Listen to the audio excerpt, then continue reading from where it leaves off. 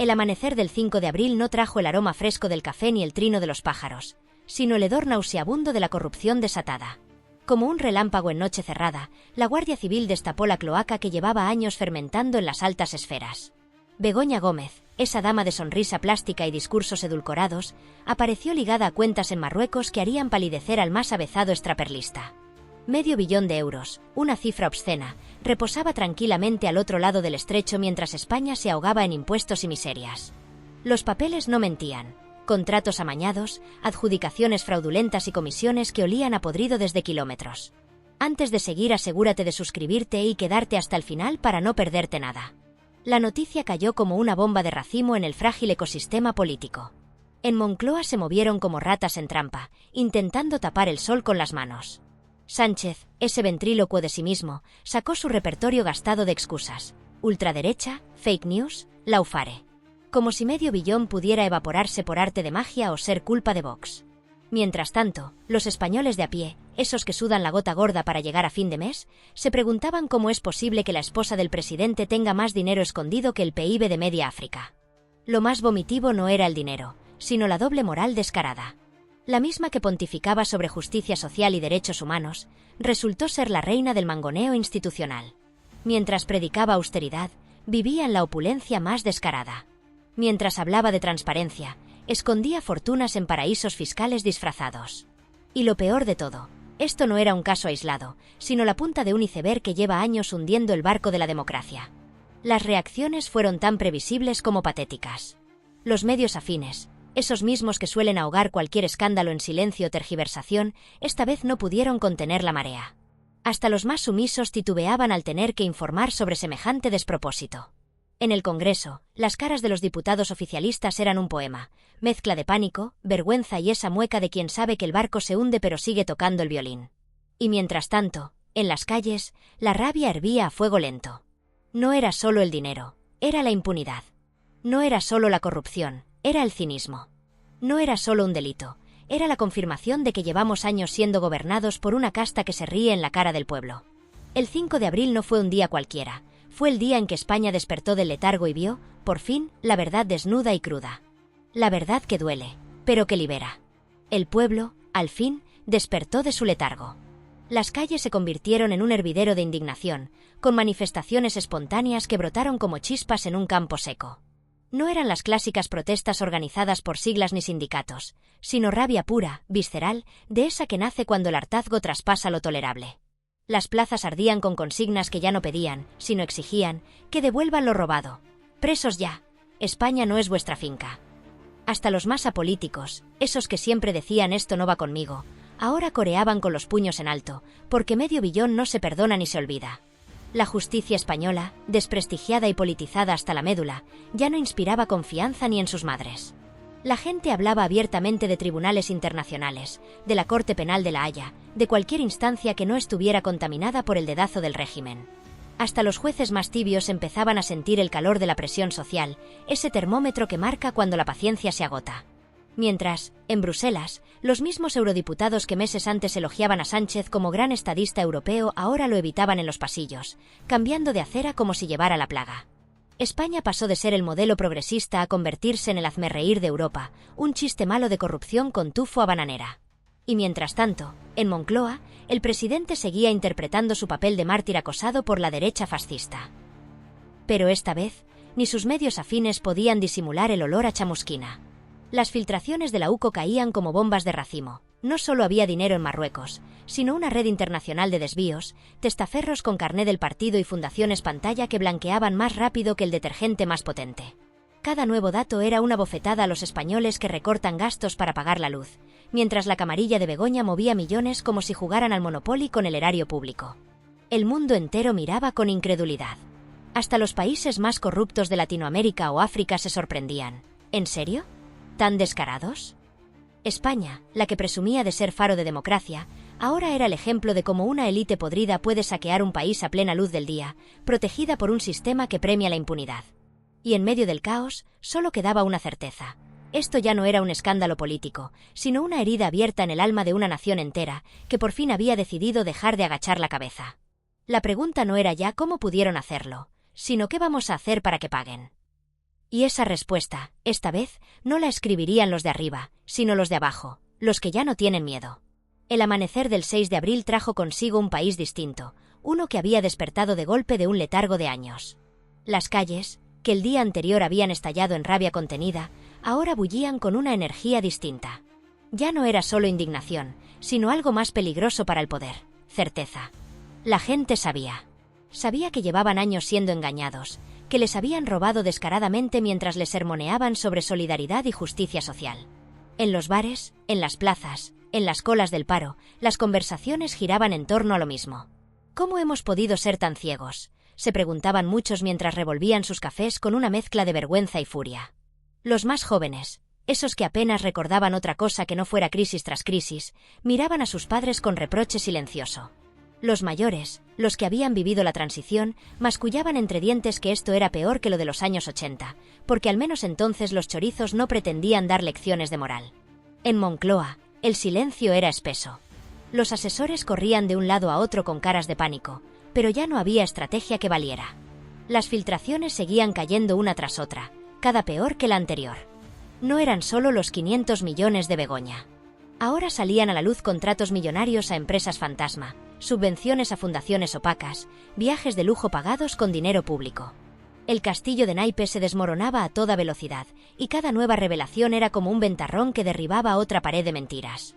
La prensa internacional, que durante años había alabado el modelo español, ahora publicaba titulares demoledores. La gran estafa socialista, España, de modelo progresista a cleptocracia, el saqueo de los Sánchez. En las embajadas, los diplomáticos se afanaban en contener el daño, pero era inútil. El país se había convertido de la noche a la mañana en el ejemplo perfecto de cómo una élite política podía corromperlo todo. Mientras tanto, en los juzgados, los fiscales que durante años habían mirado para otro lado empezaban a moverse. No por convicción, sino por miedo. Miedo a la calle, miedo a quedar retratados, miedo a que la investigación los pillara a ellos también en la red de corrupción. Presentaron querellas, abrieron diligencias, prometieron actuar con celo ejemplar. Pero la gente ya no creía en esas pantomimas. Querían ver esposas, celdas, condenas. Querían justicia de verdad. En el Congreso, el ambiente era de guerra civil. Los diputados del partido gobernante se dividían entre los que preparaban su salida por patas y los que, aferrados al poder como náufragos a un salvavidas, seguían repitiendo el mantra de la conspiración ultraderechista. Pero el hechizo se había roto. Sus voces sonaban huecas, sus argumentos ridículos. Hasta los periodistas más complacientes les hacían preguntas incómodas, esos mismos que meses antes les sonreían y asentían. Por las noches, en las televisiones, los tertulianos de siempre seguían intentando minimizar el escándalo. Hay que esperar a las investigaciones, decían unos. Todos los partidos tienen sus casos, argumentaban otros. Pero sus caras delataban lo que realmente pensaban. Sabían que esta vez era distinto, que el régimen se les venía encima. Algunos, los más listos, ya empezaban a cambiar de bando, a criticar con cautela lo que antes defendían. Ratas abandonando el barco. Y mientras tanto, en las calles, la gente seguía congregándose. No eran manifestaciones organizadas, sino algo más orgánico, más peligroso para el poder. Gente que salía espontáneamente de sus casas, que se encontraba en las plazas, que compartía su rabia y su vergüenza. No portaban banderas de partidos, sino pancartas hechas a mano con consignas simples y demoledoras. Devolved lo robado, no sois nuestros amos, basta ya. El 6 de abril amaneció con la certeza de que nada volvería a ser igual. El régimen se tambaleaba, la mentira se desmoronaba, y la gente, por fin, había abierto los ojos. España ya no era la de antes. Había despertado. El mundo entero volvió su mirada hacia España con una mezcla de incredulidad y repulsión. Bruselas, que durante años había hecho la vista gorda ante las irregularidades del régimen, se vio obligada a actuar cuando el escándalo traspasó fronteras. Los burócratas europeos, esos mismos que solían recibir a Sánchez con alfombra roja, ahora fruncían el ceño mientras revisaban cada euro enviado a Madrid. Alemania y Países Bajos, los payeses de la UE, exigieron auditorías al céntimo. No vamos a financiar cleptocracias, soltó sin tapujos un ministro holandés en una entrevista que dejó helados a los diplomáticos españoles. El efecto dominó fue imparable. Wall Street empezó a calificar la deuda española como alto riesgo. Las agencias de rating, aquellas que el gobierno había tildado de neoliberales cuando bajaban la nota, ahora ponían el grito en el cielo. Hasta el FMI, normalmente comedido en sus declaraciones, advirtió sobre graves deficiencias en la gobernanza española. El país que se vendía como modelo progresista había caído en cuestión de horas al nivel de repúblicas bananeras. Los corresponsales extranjeros enviaban crónicas que parecían guiones de thriller político. España, de la democracia al saqueo institucional, el ocaso del sanchismo, como una élite corrupta hundió una economía europea. En Madrid, el gabinete en pleno entraba en modo pánico. Ministros que hasta ayer se pavoneaban por los platós ahora escurrían el bulto. Las dimisiones llegaban en cadena, cada una más patética que la anterior. Por motivos personales, decían los comunicados, pero todo el mundo sabía que era por miedo a acabar entre rejas. La Fiscalía Anticorrupción, esa institución que llevaba años adormecida, se vio desbordada por denuncias ciudadanas.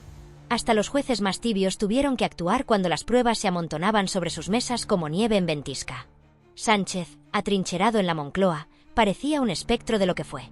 Las ojeras profundas, la voz ronca de noche sin dormir, los gestos nerviosos de quien sabe que el final está cerca. Sus llamadas a líderes internacionales quedaban sin respuesta. Sus tuits grandilocuentes, antes coreados por hordas de bots, ahora solo recibían burlas. Incluso sus aliados naturales, esa izquierda caviar que siempre le había cubierto las espaldas, empezaban a distanciarse con declaraciones ambiguas. El rey, en un gesto sin precedentes, canceló todas las audiencias con el gobierno. El mensaje era claro: la monarquía no se mancharía las manos con este desastre.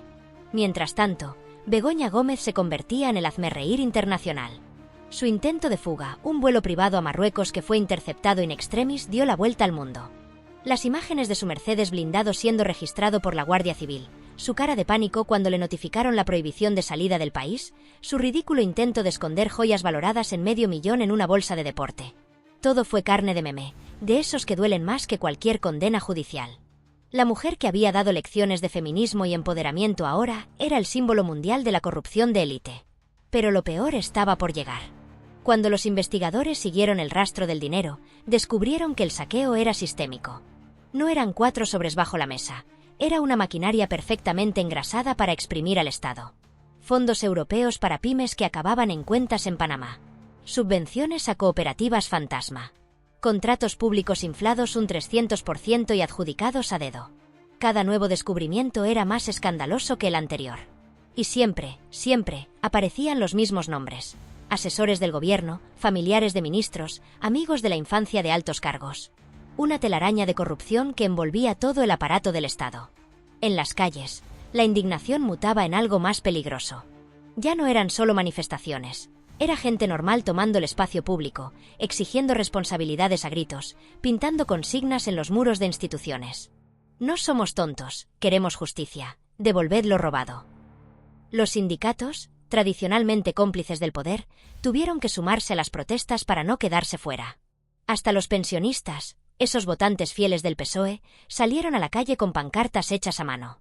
El país entero parecía decir al unísono: hasta aquí.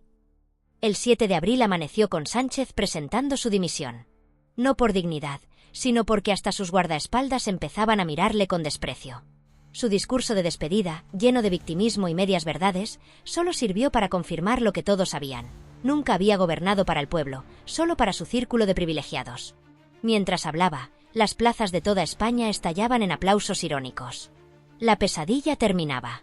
Pero el camino por delante, reconstruir las instituciones, recuperar el dinero robado, devolver la dignidad al país, sería largo y doloroso.